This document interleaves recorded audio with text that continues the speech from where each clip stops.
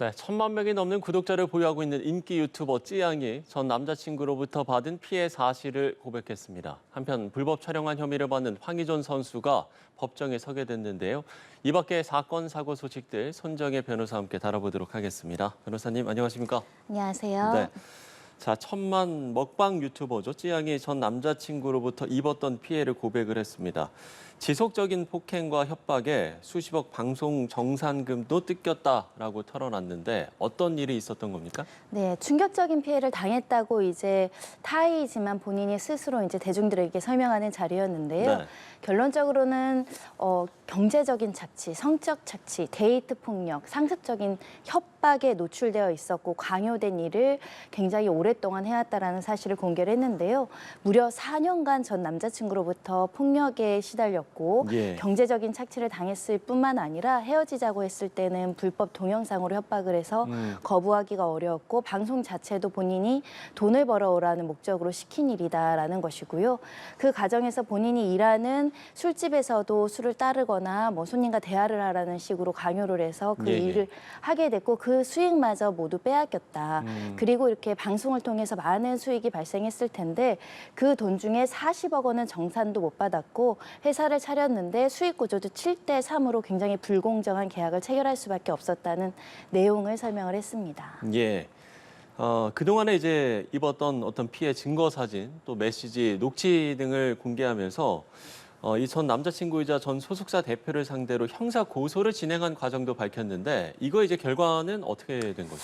일단 1차 고소도 있었고 2차 고소도 있었던 것 같습니다. 예. 대리인들이 나와서 고소 사실에 대해서도 이야기를 했는데 협박죄도 있고 강요도 있고 성폭력 특례법 성폭력도 있었고요.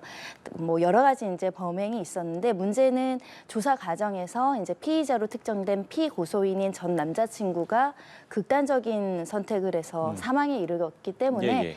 피의자가 사망한 사건은 공소권 없음으로 이제 무혐의 그 불송치 결정이 날 수밖에 없는 상황이어서 형사 사건은 종결이 됐고 예. 다만 이제 민사적인 부분, 그러니까 정상금 문제라든가 이제 전속계약 해지 문제라든가 이 상표 출원권이나 이런 문제와 관련한 분쟁은 아직 남아있는 것으로 알려지고 있는데 이것도 전 남자친구를 상대로 한 민사소송은 아닌 것으로 보이고 남자친구가 세웠던 법인을 상대로 소송을 하는 건 아닐까 정확한 내용은 확인해 봐야 되겠지만 민사적인 부분, 형사적인 부분 모두 진행했던 것으로 보입니다. 그렇군요. 그러면 뭐 말씀해 주신 대로 형사 고소권은 뭐 이제 종결이 됐다 하더라도 민사적으로는 그럼 피해를 구제받을 수는 있는 겁니까? 불법적인 부분이 상당 부분 인정이 된다면요. 처음으로는 전 남자친구에 대한 불법행위 채권이 있다. 그럼 이건 금전 채권이기 때문에 상속인들에게도 가분 채무로 상속이 됩니다. 다만 상속재산 한도 내에서만 상속을 받겠다는 한정승인이나 상속 포기를 했다고 한다면 사실상 피해 배상을 받지 못할 가능성도 있고요. 그리고 법인을 세워서 법인 돈을 횡령하거나 법인 돈을 정산해주지 않은 피해를 받았다고 한다면 법인과 싸워서 법인 명의로 이제 손해배상 판결을 받아서 회수할 가능성이 있는데 현재 그 법인의 자산이 있는지 회수 가능한 집행 재산이 있는지는 좀 확인해 봐야 될 것 같습니다. 예. 이 사실도 상당히 충격적인데 몇몇 유튜버들이 찌양이 이제 이런 과거를 알고서 이를 이제 폭행하겠다 이렇게 이제 협박을 했다는 의혹이 제기가 돼서 지금 뭐 검찰도 수사에 착수를 했고요. 그 유튜버들은 지금 뭐 강하게 부인하고 있는 상황인데 일단 그럼 검찰은 어떤 것들을 좀 들여다보겠습니까? 일단 제명은 공갈죄입니다. 공갈죄 또는 공갈미수. 그러니까 이 사람이 약점을 가지고 협박을 해서 공개하겠다, 망신을 주겠다라고 그런 빌미로 돈을 갈취했는지 여부인데요.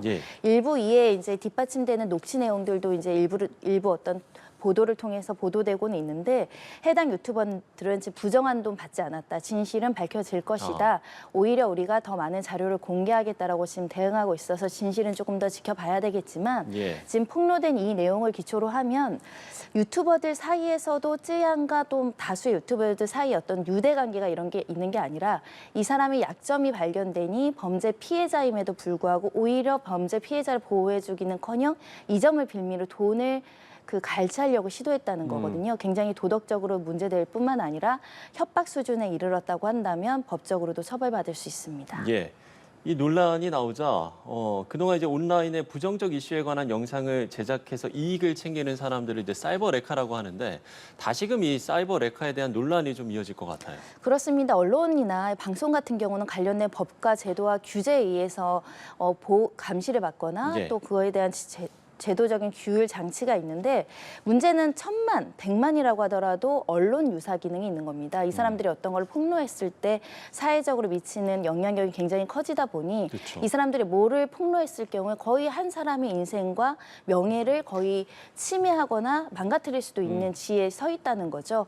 그러니까 이 사람들이 어떤 것을 정보를 가지고 이 사람한테 협박을 했을 때 이렇게 돈을 갈취하는 수단도 될 수 있는 것입니다. 예. 이 방심위에서는 자극적인 콘텐츠에 대한 유튜버 대책을 마련해야 된다 목소리가 나오는 것이고 실제로 이렇게 무분별하게 어떤 사생활적인 비밀을 폭로하거나 또는 연예인들에 대해서 근거도 없는 허위사실을 유포해놓고 아니면 말고 이런 식으로 사실은 경제적 수익을 올리기 위해서 클릭 장사를 한다고 하죠.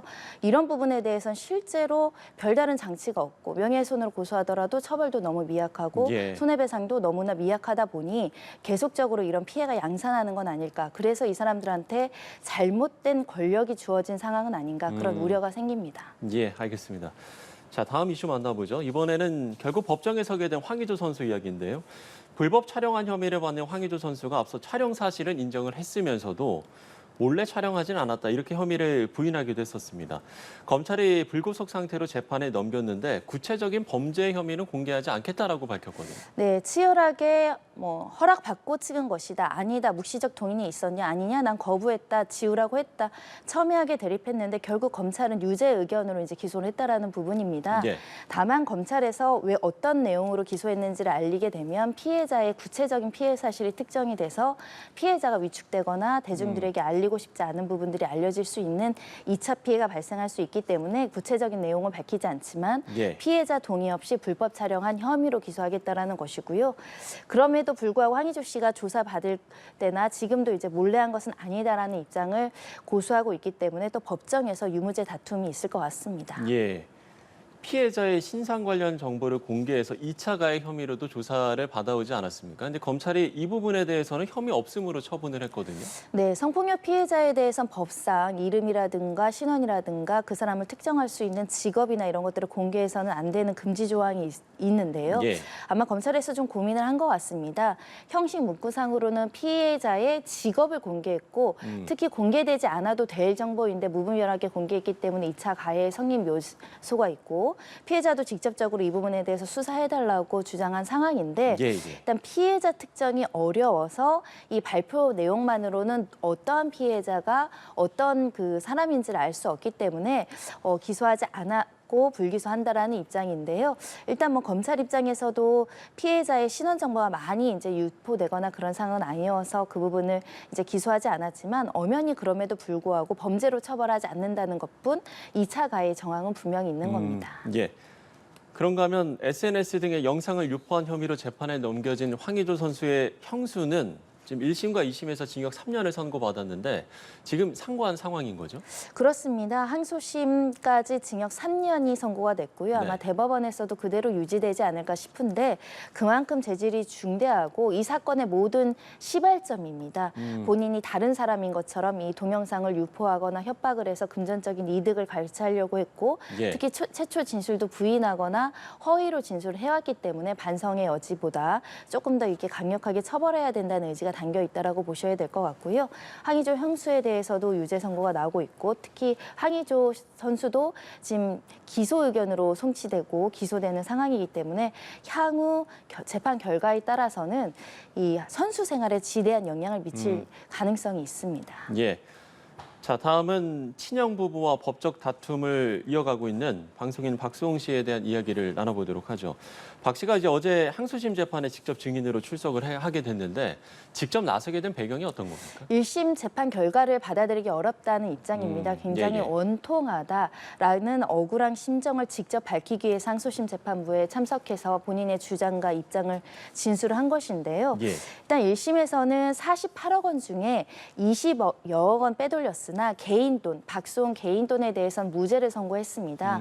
그리고 형수에 대해서도 이제 가정주부의 신분으로 남편이 시킨 일을 수동적으로 했을 뿐 범행의 고의나 그런 것 가담한 것이 없다라고 해서 형수에 대한 무죄 판결이 나왔고 예. 법인 자금만 빼돌린 상황으로 판단을 했기 때문에 박수홍 씨는 이게 잘못된 판결이다, 시정해 달라라고 요청을 하는 것이고요. 증인으로 출석을 자청을 했고 네. 직접 출석해서 원통하다. 그리고 부동산 취득 흐름 자금을 보면 내 돈 아니면 취득할 수 없는 돈인데 1심 판결에 오류가 있다라는 점을 지적을 하는 겁니다. 예.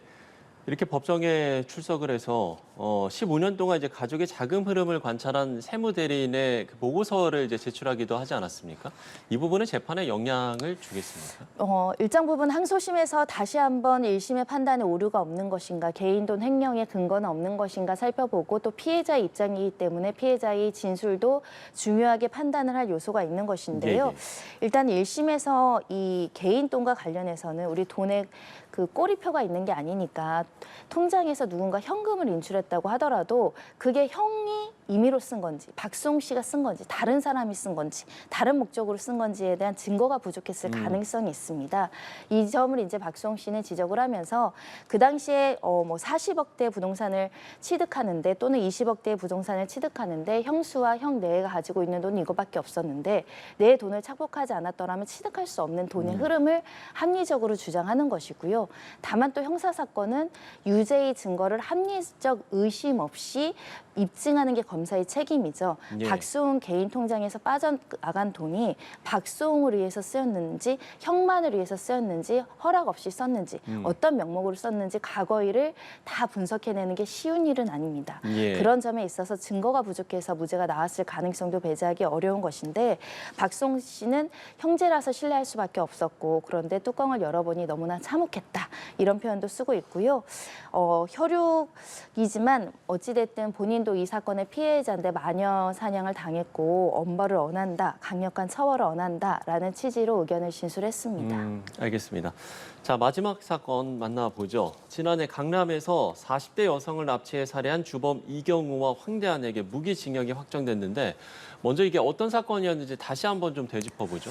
굉장히 충격적인 사건이었습니다. 강남 한복판에서 피해자가 3인조에게 납치돼서 바로 차에 저렇게 이제 납치돼서 감금되는 상황이 연출이 됐고요. 그러니까요. 이 모든 것은 이 피해자와 이제 코인으로 이제 분쟁이 있었던 유상원 황은희 부부와의 어떤 관계 속에서 범행 배우인 이 부부가 이 사람과 코인 분쟁을 일으키면서 7천만 원으로 이 코인을 빼앗자라고 제안을 했고 실행에 옮긴 이 세 명이 실제 피해자를 데리고 가서 코인을 빼앗지 못하자 살해하고 마약을 쓰는 방법으로 살해한 사건입니다. 예, 예. 강남 한복판에서 특히 코인 문제도 굉장히 우리 사회에 여러 가지 문제도 야기하고 하는 상황인데 이 코인 때문에 실제 살인 사건까지 벌어지다 보니까 굉장히 경각심을 가지게 되는 사건이었고요.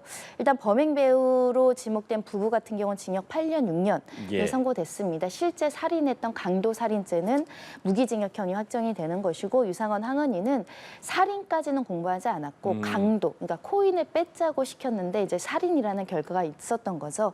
하지만 이 주범 3명에 대해서는 2명은 반성하지 않고 합의를 위한 노력도 하지 않았기 때문에 무기징역형이 확정이 된 것이고요. 나머지 1명은 항소심에서 일부 유족 1명하고 합의를 했습니다. 자백하고 있고요. 그 점을 감안해서 징역 23년으로 선고를 낮췄습니다. 예. 이제 검찰은 그 공범 그 징역 23년을 받은 그 공범을 제외하고는 나머지 이제 사람들에게는 사형을 구형을 하지 않았습니까? 근데 이 부분이 이제 받아들이지 않았던 이유는 그럼 어떤 겁니까? 일단은 우리가 사형을 검찰에서 선고했다는 것은 굉장히 잔혹하고 계획성이 짙은 우리 사회에서 엄벌에 처해져야 되는 생명을 빼앗는 범행을 했기 때문에 사형으로서 중대하게 처벌해달라는 선고 이유, 그러니까 구형 이유를 밝힌 것인데요. 일단은 사형은 뭐 집행되지도 않을 뿐만 아니라 피해자가 1명 있는 사건이다 보니 사형보다는 사회에서 영구 격리할 수 있는 무기징역형을 선택했다라고 보시면 될 것 같고 다만 이 과정에서 굉장히 범행이 재질이 좋지 않다는 건 조목조목 재판부에서 지적을 했습니다. 아무리 경제적인 이득을 취득하려고 하더라도 단 하나 빼앗지 못해야 될 것이 생명인데 생명권을 너무나 무참하게 그것도 마약을 동원해서 피해자가 엄청난 고통 속에서 죽어갔을 것이 예견되기 때문에 이 부분은 용서받을 수 없을 것이고 특히 주범인 이경우 항대안은 항소심에 이르러까지 용서를 받지 못했고요. 피해 회복도 전혀 하지 않았습니다. 이 점은 반성 없는 태도로 해석할 수 있습니다. 예, 알겠습니다. 자, 오늘 4가지 사건 사고 소식들 만나봤습니다. 손정혜 변호사와 이야기 나눠봤습니다. 오늘 말씀 고맙습니다.